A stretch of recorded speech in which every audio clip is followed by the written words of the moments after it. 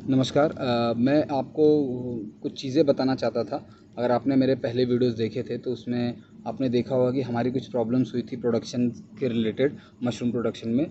तो उसको हमने क्या उसमें ऐसा चीज़ किया कि उससे हमारा सुधार अभी तक आ रहा है और ये 100% काम करेगा। और मैं आपको पहले कुछ चीज़ें बता देता हूँ कि प्रॉब्लम्स आई क्या थी।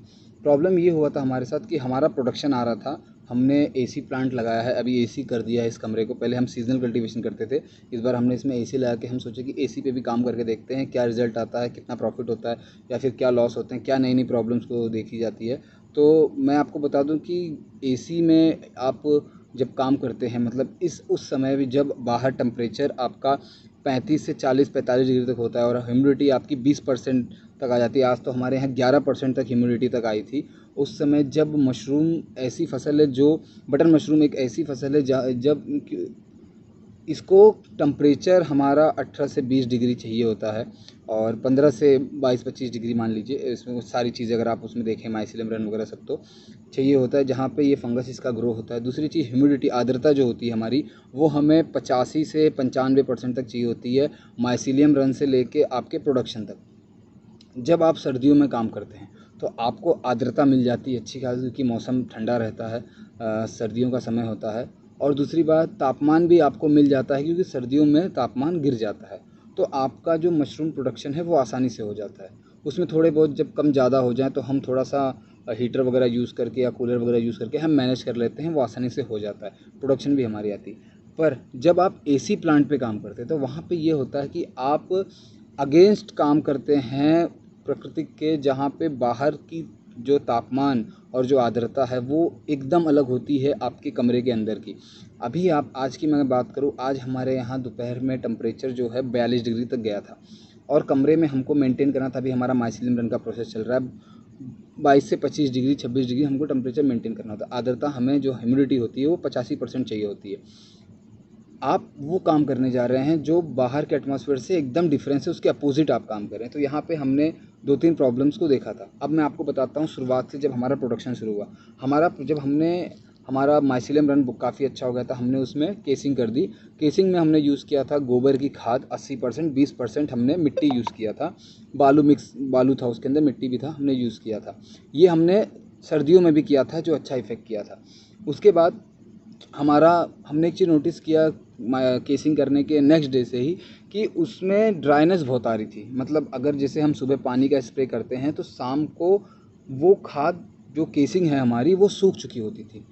तो हमने सोचा कि चलो ठीक है, बाहर का टेम्परेचर ऐसा है और इसलिए हो रहा होगा और आर्द्रता कम है तो इसलिए ये दिक्कत आ रही होगी। तो हमने उसमें पानी का स्प्रे ज़्यादा करना शुरू कर दिया।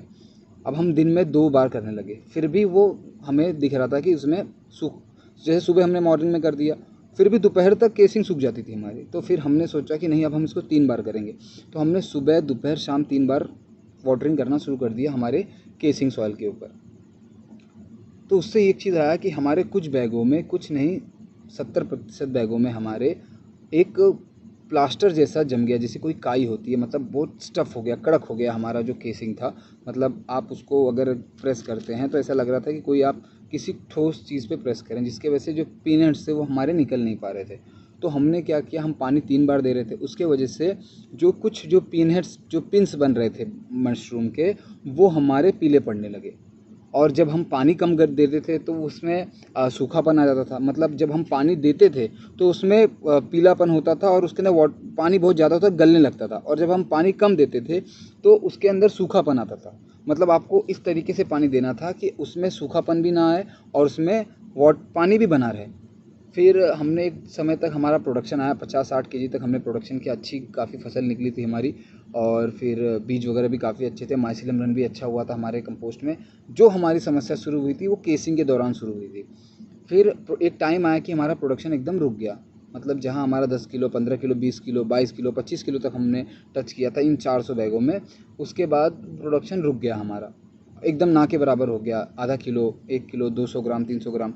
तो हमने क्या किया, फिर ये बहुत बड़ी समस्या की बात हो गई। तो हमने सोचा कि इस बैग को अगर हम वो स्टेज वापस लाएं जहाँ पे हम केसिंग जब कर रहे थे, तो हमने कोकोपीट को मंगाया। कोकोपीट मंगाने के बाद हमने उसको पानी में भिगो के रखा 12 घंटे के लिए। उसके बाद हमने इस बैगों को हमारी बैगों की जो पॉलीथीन थी वो एक्स्ट्रा थी, हमने मोड़ के रखा था। तो हमने क्या किया, ऊपर जो भी पीनट्स ख़राब हो चुके थे या फिर जो स्टफ़ हो गया था, हमने उसको निकाल के ऊपर गांठ मार के बैग को उल्टा किया और नीचे से हमने बैग को खोल दिया।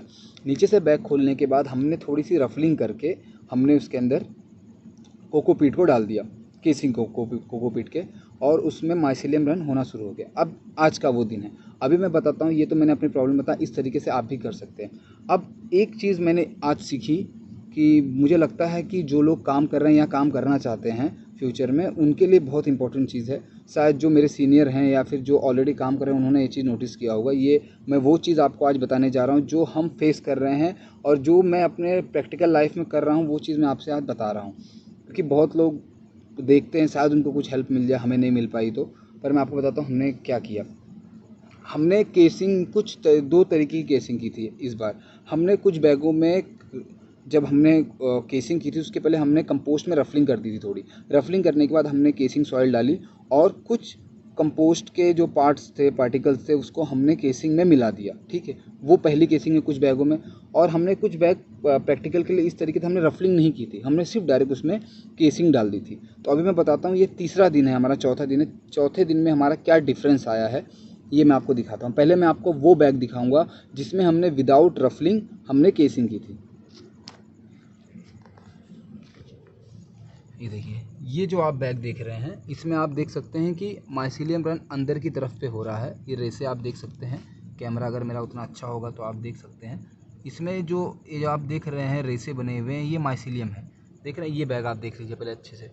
इसमें आपको ऊपर कहीं अभी तक माइसीलियम दिख नहीं रहा है क्योंकि ये 3 दिन ही हुआ है। बाकी आप नीचे अगर आप देखें, मैं आपको दिखाऊँ तो थोड़ा सा ये यहाँ पे अगर आप देखें तो पूरा ये सफ़ेद सफ़ेद है, अंदर माइसीलियम रन काफ़ी अच्छा हुआ है।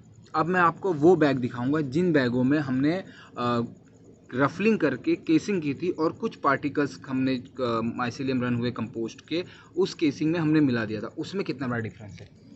अब ये बैग देखिए आप, ये जो बैग आप देख रहे हैं इसमें आप देख सकते हैं कि भूसे के कुछ पार्ट्स, जैसे मैं आपको दिखा दूँ, ये जो कुछ पार्ट्स देख रहे हो आप, ये माइसीलियम रन हुई कंपोस्ट है जो हमने केसिंग के अंदर मिक्स की थी और जिसके वजह से जो माइसीलियम रन का जो प्रोसेस था वो काफ़ी तेज़ी से और अच्छे से हुआ है। ये एक बैग है और एक बैग ये है। आप देख सकते हैं दोनों में 3 दिन में 4 दिन में इतना बड़ा डिफरेंस है। ये आप अच्छे से देख लीजिए और ये अच्छे से देख लीजिए। देख रहे हैं आप कितना अच्छा इसमें माइसीलियम रन हुआ है। ये मेरे वैसे ही कुछ बैग हैं जिसमें माइसीलियम काफ़ी अच्छा रन हुआ है। आप देख सकते हैं सफ़ेद सफ़ेद आपको हर जगह दिखेगा ये बैग, देखिए। ठीक, तो आपको बताने का यही मतलब है कि अगर आपको माइसीलियम रन थोड़ा तेज़ी से और अच्छे से करना है तो ये चीज़ को आप यूज़ कर सकते हैं, जिससे माइसीलियम रन आपका काफ़ी अच्छा होगा। और बात रही, सब कुछ लोग बोलते हैं कि आपको केसिंग रफलिंग करनी चाहिए, नहीं करनी चाहिए। इतना मैं एक्सपीरियंस नहीं हूँ, पर मैं आपको सजेस्ट करूँगा कि जब आप पानी की मशरूम को, आपकी कंपोस्ट को जब आप या फिर केसिंग को जब आप पानी देते हैं तो पानी एक मात्रा में दीजिए जितनी उसको ज़रूरत है। ठीक है, पानी देने का मैं आपको 1-2 तरीका बताऊंगा जो हमने किया, उसको हमको रिज़ल्ट मिला है कि जब आपके पिंस बन रहे हों तो आप पानी कम दीजिए। ठीक है, और जब आपके फसल जब आपकी तैयार हो रही है, बड़ी हो रही है, तब आप पानी का स्प्रे ज़्यादा कीजिए। उससे क्या होता है, जो आपने एक चीज़ सुना होगा कि मशरूम में 90% पानी होता है। तो जो ये पानी जो ये कंज्यूम करता है, जिसको कंज्यूम करके ये जो अपने आप को ग्रोथ करता है, वो केसिंग में जो वाटर रहता है, पानी रहता है, उसको ही यूज़ करता है और फिर इसको अपने आप को ग्रो करता है। तो सीधी सी बात है, जब बच्चे छोटे होते हैं तो उनकी खुराक कम होती है, बट जब बच्चे बड़े हो जाते हैं, अडल्ट हो जाते हैं, तो उनकी खुराक ज़्यादा होती है, डिमांड ज़्यादा होता है। तो वैसे ये है सिस्टम, वही सब सेम है। जब आपका कंपोस्ट में केसिंग में आपके पिंस बनने लगते हैं तब वो एक तरीके के बच्चे हैं, तब उनको खुराक की, पानी की ज़रूरत कम है। दूसरी, जब वो ग्रोथ करने लगते हैं तब आपको उस हिसाब से पानी बढ़ाना है। जब आपके कम हो तब कम दीजिए। जब आपके अभी जैसे माइसीलियम रन का प्रोसेस है तो अभी पानी आपको उतना ही देना है जितनी ज़रूरत है। उसके बाद जिस तरीके से आपके पिंस बनते हैं, वो ग्रोथ करते हैं, मैच्योर होते हैं, तब आपको पानी उस तरीके से बढ़ाना है। आपने हार्वेस्टिंग फ्लश, पहली फ्लश काट ली, उसके बाद जब आपने देखा कि मशरूम कम हो गए हैं, पिंस कम है, तो आपको फिर पानी कम कर देना। ऐसा नहीं कि ये कोई रेशियो है, जैसे लोग बोलते हैं कि जैसे हमारे कमरे में 20 लीटर पानी लगता है, तो ज़रूरी नहीं है कि 20 लीटर पानी हर रोज़ लगता है या फिर हर एक सिस्टम में लगता है। जो पानी हम देते हैं वो सिचुएशन के हिसाब से देते हैं। ज़रूरत क्या है आपका, अगर आप बचपन में अगर 2 रोटी खाते थे, ज़रूरी नहीं है कि आप बड़े होने के बाद आप 2 ही रोटी खाएं, आपकी खुराक बढ़ेगी। आप मेहनत करेंगे, आप अपने आपके बॉडी को डेवलप करेंगे तो उस तरीके से आपकी खुराक बढ़ती है, उस तरीके से ये है। तो ये सारी चीज़ें हैं जो मैंने आपको बताई, जो मैं वही चीज़ आपको अभी वीडियो बना के दिखा रहा हूँ, जो मैंने देखा, मैंने जो सीखा वो मैं आपको बता रहा हूँ। फ्यूचर में इसमें क्या अपडेट होते हैं वो हम अपने वीडियो में अपलोड करते रहेंगे। ये हमारा यूट्यूब चैनल है, यहाँ पे हम डालते रहते हैं, हमारे फेसबुक पे भी हम डालते रहते हैं। सारी चीज़ें जो हमारे सोशल मीडिया से जिस जगह से हम जुड़े हैं, जो हम काम कर रहे हैं, वो हम डालते रहते हैं। तो ये चीज़ें आप देखिए, शायद आपको कुछ सीखने को मिले। और कुछ ऐसी चीज़ें हैं जो इस वीडियो में और मुझे बतानी चाहिए थी, या फिर जो मुझे नहीं पता हो, वो आप मुझे कमेंट में बताइए कि ये चीज़ें शायद गलत हो सकती हैं, कि ये चीज़ें सही हैं, या फिर आप में से बहुत ऐसे सीनियर्स होंगे हमारे जिनसे हमारी बात होती है, या फिर जो हमसे जूनियर होंगे, जो हमसे करना सीखना चाहते हैं। तो अगर कुछ ऐसी चीज़ें हैं जो ऐड ऑन करनी चाहिए, या फिर कुछ ऐसी चीज़ें हैं कि नहीं ये आपने तो किया पर ऐसा होता नहीं है, ऐसा आपके साथ हुआ है, तो मुझे बताइए। पर मुझे लगता है कि ये सही है और इसको आप देखिए अपने हिसाब से, और जो भी रहा। Thank you very much.